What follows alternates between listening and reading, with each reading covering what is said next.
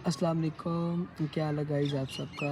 मैं इस टाइम नीलम वैली शारदा में मौजूद हूँ, तो सोचा चलो आपको भी मैं इसका विज़िट करवा लूँ। ये देख सकते हैं आप, यहाँ का जो मॉल है बहुत ही मज़े का मौसम हुआ है।